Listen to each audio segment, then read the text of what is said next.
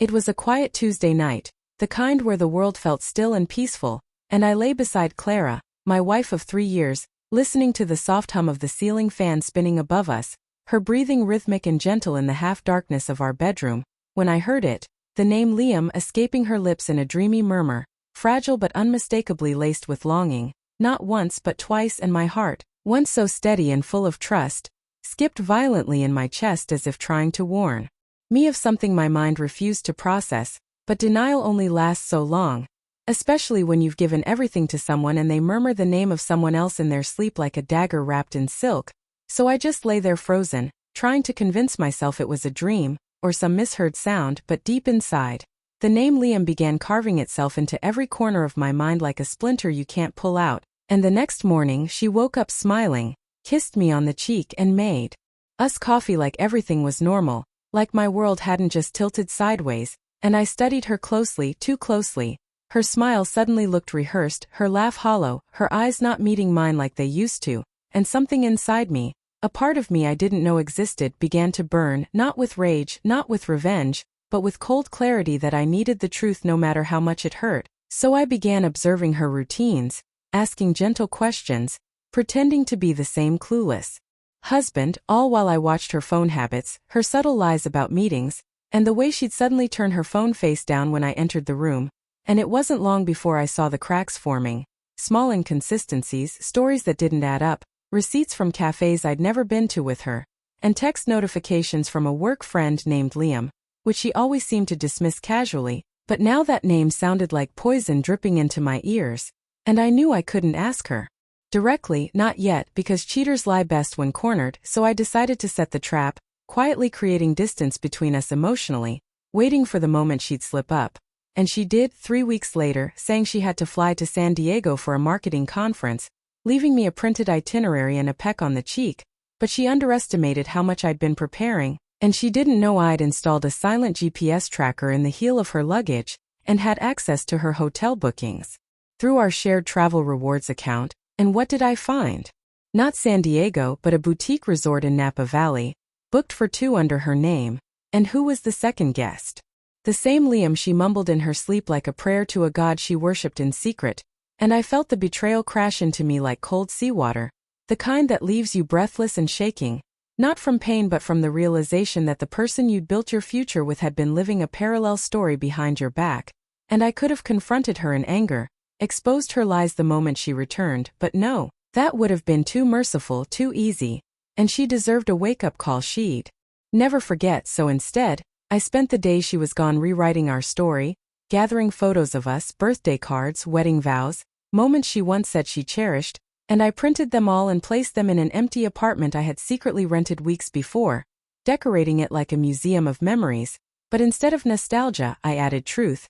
Printouts of her text messages to Liam, screenshots of her call logs, surveillance photos from a private investigator I'd hired who captured them dining intimately, kissing in parking lots, and even entering that Napa Valley resort suite hand in hand like some picture-perfect couple playing house on borrowed time.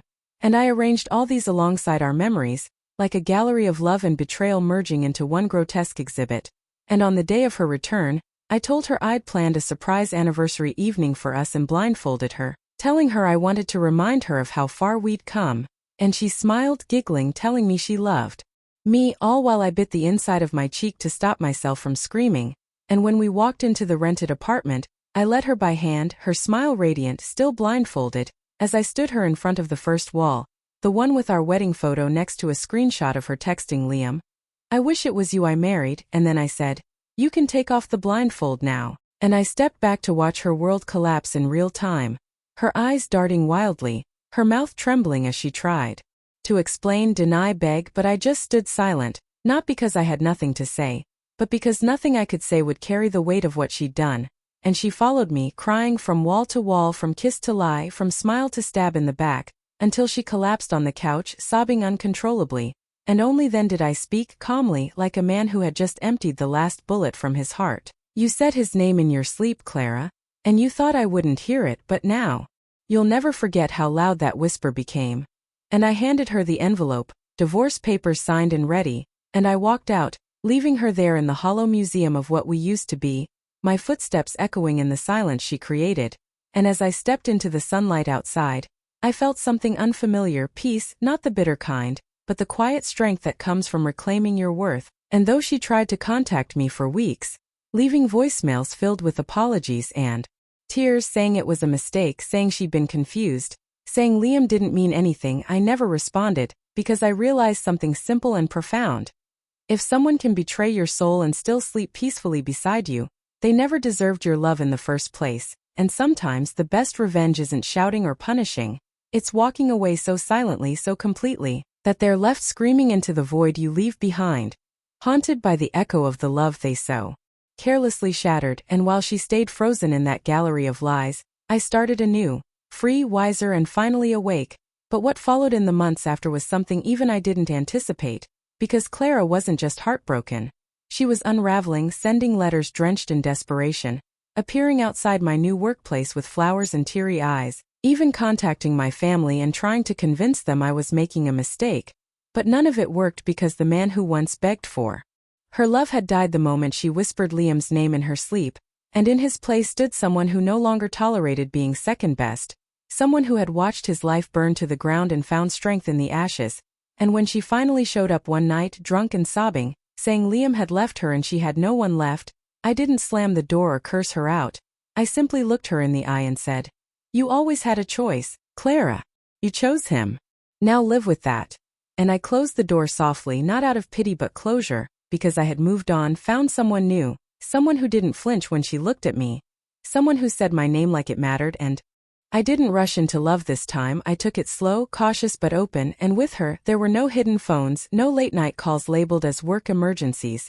Just honesty, trust, and a kind of peace I never knew I'd needed. And years later, when Clara sent a final letter with nothing inside but a photo of us from happier times and the words, "I'm sorry," written on the back, I didn't feel anger or grief, I felt closure, like the last page of a story that once tried to destroy me but instead helped me discover who I really was. And that's the thing about betrayal.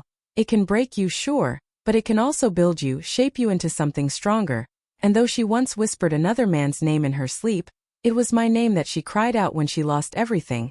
And that, perhaps, was the most poetic justice of all. And now, years later, I sit beside Eliza, the woman who never made me doubt myself, on our quiet porch while the sunset paints the sky in forgiveness. And I know that love, when real, never comes with lies in the dark, only light in the morning.